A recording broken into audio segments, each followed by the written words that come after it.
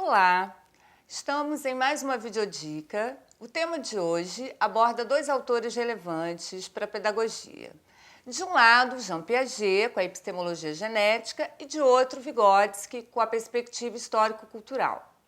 Para apresentar alguns pontos relevantes de ambos os autores, cabe aqui levantar uma questão. Quais as contribuições de Piaget e de Vygotsky para a prática pedagógica? Bom, falar em prática pedagógica implica em pensar no cenário que envolve os sujeitos, os objetos de conhecimento, as relações entre eles. Como se dá, então, o entrelaçamento desses aspectos relacionais? Professor, aluno, professores entre si, a organização do trabalho pedagógico, a metodologia, os conteúdos, os agrupamentos de alunos, a avaliação, o ambiente físico, as questões sociais. Enfim, precisamos pensar sobre o que fazemos, para que fazemos e como fazemos. Essas práticas têm como pano de fundo concepções de ensinar e aprender que organizam o trabalho pedagógico. Por exemplo, pensar se a criança precisa ter maturidade para se alfabetizar, para aprender a ler e escrever, ou seja, ela precisa ser estimulada, pois o ensino que deve promover o desenvolvimento, entram em cena os métodos escolhidos, as formas de ensinar. Por exemplo, ensinar uma criança a montar o quebra-cabeça ou deixá-la agir para montá-lo. São posturas teórico-metodológicas diferentes e que trazem à tona as relações entre desenvolvimento e aprendizagem. Então, para começar, vamos lá, conhecer um pouco de Piaget. Quem foi Jean Piaget? Ele nasceu em 1896, ele faleceu na década de 80, aos 84 anos de idade. Ele concluiu seus estudos em ciências naturais em 1915. Ele tem na sua formação básica a biologia e ele conseguiu um elo entre filosofia e biologia, que foi a psicologia do desenvolvimento. A principal questão para Piaget é: como se passa de um estado de menor conhecimento para um estado de maior conhecimento? Para ele, a aprendizagem ela é construída internamente e depende do nível de desenvolvimento do sujeito. Como o ser humano, então, elabora seus conhecimentos? Para isso, ele procurou estudar os processos de formação de pensamento da criança. Para Piaget, isso ocorre por meio da ação do sujeito com o meio.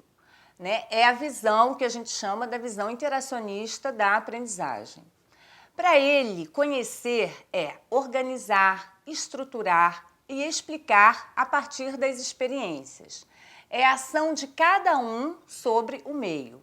O desenvolvimento cognitivo, ele ocorre por meio dessas trocas e é estruturado internamente pelo sujeito, pelos processos chamados assimilação e acomodação.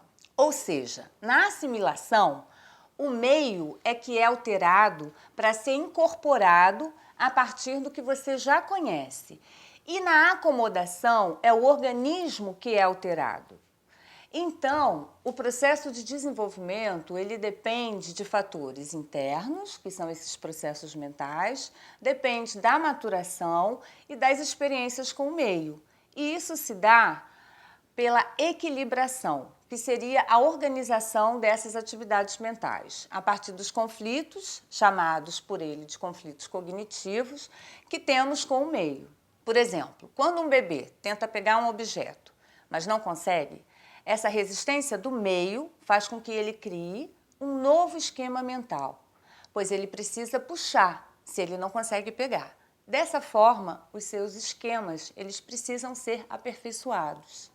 Isso quer dizer que, para Piaget, o desenvolvimento cognitivo ele ocorre por meio de estágios, que são caracterizados por uma forma de agir e de pensar.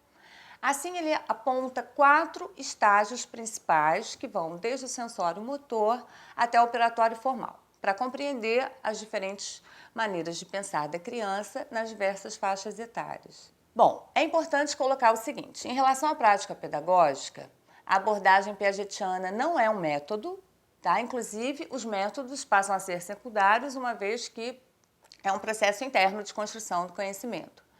O aluno, ele deve ser ativo, Então, a aprendizagem ela é constituída internamente e depende do nível de desenvolvimento do aluno, do sujeito. O erro, a questão do erro. O erro é uma forma do professor analisar o tipo de raciocínio do aluno. Então, o erro é um erro construtivo. E, por outro lado, cabe então entrarmos com algumas noções de Vygotsky. No primeiro momento, vamos situar quem é Vygotsky. Ele nasceu em 1896, na Bielorrússia, faleceu em 1934, aos 38 anos de idade. Concluiu seus estudos em Direito, Filologia, depois em Medicina. Ele buscou uma alternativa naquele momento, onde havia uma crise na psicologia, no materialismo dialético, e ele questionou a psicologia que tinha como base as concepções idealistas e mecanicistas. E ele trouxe alguns temas fundamentais para a compreensão do processo pedagógico, que é a relação entre pensamento e linguagem, o papel da instrução e o processo de desenvolvimento da criança. Para ele, as funções psicológicas superiores, como a linguagem, a memória, o pensamento, são formas que diferenciam o homem de outros animais. E a relação entre o sujeito e o meio é sempre mediada por produtos culturais, ou seja, a relação com o mundo não é uma relação direta. Então, na abordagem histórico-cultural, o desenvolvimento ele ocorre, num primeiro momento, no plano social, nas relações sociais, e depois no plano individual, no próprio sujeito.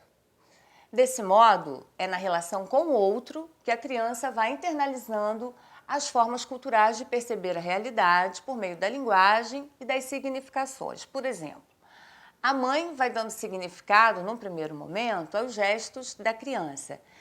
Então, o que isso nos diz? Que isso implica sempre a participação do outro na resolução de algumas tarefas. Quais as implicações para a prática pedagógica? Se o desenvolvimento acontece pela internalização de modos culturais de pensar e agir, como seria então no espaço escolar? É pensar o desenvolvimento e a aprendizagem na perspectiva de fazer junto, de compartilhar, ou seja, tanto o desenvolvimento quanto a aprendizagem, eles caminham juntos, um impulsiona o outro. Então, para Vygotsky, a aprendizagem, ela provoca desenvolvimento. E aí ele traz um conceito importante chamado zona de desenvolvimento proximal, que é a capacidade de alcançar resultados com a ajuda do outro. Os processos de elaboração do pensamento que são compartilhados. Então, observar o que a criança faz com a ajuda do outro, pois os psicólogos até então enfatizavam os processos que já estavam concluídos. E Vygotsky traz esse olhar que é aquilo que ainda está por vir. Assim, o professor poderá visualizar o que a criança será capaz de fazer amanhã e que ela hoje faz somente com a ajuda de outra pessoa, de um colega, enfim. Então, essa mediação do professor e de outras crianças e as condições de ensino tem um papel relevante para a organização do trabalho pedagógico. Com o agrupamento de crianças nas atividades, a organização do espaço físico deve ser repensada. De um lado, para concluir, Piaget traz o quê? Uma visão mais universal do desenvolvimento humano por meio de estágios, onde os fatores internos são preponderantes e, assim, a aprendizagem depende do desenvolvimento. E de outro, Vygotsky traz uma visão mais singular do desenvolvimento e que isso ocorre a partir das relações sociais e, assim, a aprendizagem impulsiona o desenvolvimento e ambos são indissociáveis. Quanto mais aprendizagem, mais desenvolvimento. Eu sou Ana Araújo, professora da disciplina Psicologia da Educação. Aguarde mais videodicas.